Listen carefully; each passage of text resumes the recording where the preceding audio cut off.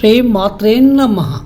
ఉపనిషత్ దర్శిని 153 బృహదారణ్యకోపనిషత్తు 3వ అధ్యాయం పంచమ బ్రాహ్మణం. ప్రజాపతి ఈ జగత్తు కొరకై సృజించిన సప్తాన్నాల వివరణ. సప్తాన్నాన్ని మేధాయ తపసా జనేత్పిత ఏకమస్య సాధారణం ద్వే దేవా సభాజేత్రీణ్యాత్మనే కురుత పశుభ్య ఏకం ప్రాయశ్చిత్తస్మిన్ సర్వం ప్రతిష్ఠితం యచ్చ ప్రాణితి యచ్చన. హిరణ్య గర్భుడు అంటే ప్రజాపతి బ్రహ్మ తన మేధస్సు తపస్సుల సాయంతో చేసిన సప్త అన్నాలు ఏమిటంటే, మొదటిది మానవులందరూ సామాన్యంగా ఉండి భుజింపబడే అన్నం. దేవతల కొరకు హుత ప్రహుత అనే 2 అన్నాలను సృష్టించాడు. ఆ పరమపిత అయిన ప్రజాపతి తన కొరకై మనోవాక్ ప్రాణాలనే 3 అన్నములను సృష్టించాడు. పశువుల కొరకు క్షీరములను సృష్టించాడు. సమస్త జీవులు, చెట్లు మొదలైన సమస్త జగత్తు పయస్సులో ఉంచబడింది. ఈ సప్త అన్నాలు సర్వవేళలా భక్షింపబడుతున్నా కూడా క్షీణింపవు, తరిగిపోవు, అక్షయమవుతాయి.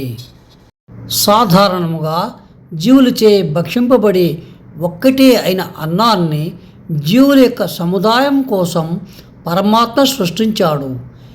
ఆ అన్నము ధర్మములతో కలిసి ఉంది. కాబట్టి ఈ అన్నాన్ని ముందుగా భగవదారాధనకై ఉపయోగించి అప్పుడు మనం శరీర అభివృద్ధికై తినాలి. ఆ పరమాత్మ దేవతల కొరకై హుత ప్రహుత అనే 2 అన్నాలను హోమ బలిహరణాలుగా చేయడానికై సృష్టించాడు. అందుకే దేవతల గురించి హోమాలు బలిహరణాలు అనగా హవిస్సు లేదా అన్నాన్ని బలిహరణంగా చేస్తున్నారు. ఈ హుత ప్రహుత అనే వాటినే దర్శపూర్ణమాసాలుగా చెబుతారు.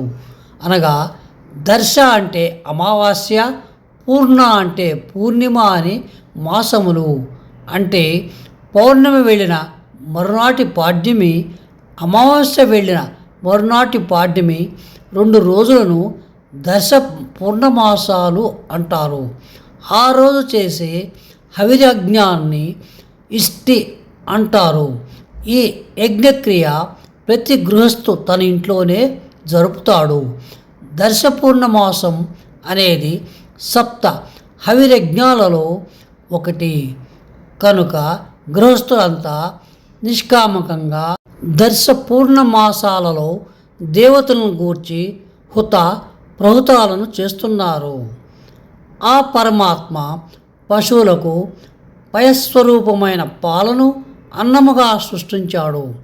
పాలు అనేవి సర్వానికి ఆధారం కనుక మనుషులు తర్వాత పశువులు ఉపయోగిస్తాయి. ఈ క్షీరంలోనే సమస్త ప్రపంచం ప్రతిష్టమై ఉంది.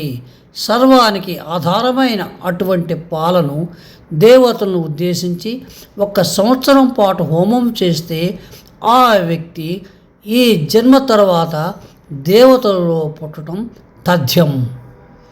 ఇప్పటి వరకు 4 అన్నముల గురించి తెలిసాయి.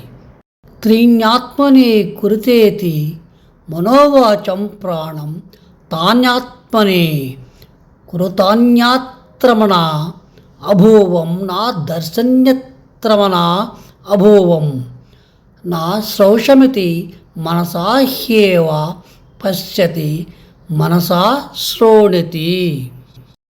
ప్రజాపతి తన కొరకై 3 అన్నములను చేసుకున్నాడు. అవి మనస్సు, వాక్కు, ప్రాణములనడి అన్నములు.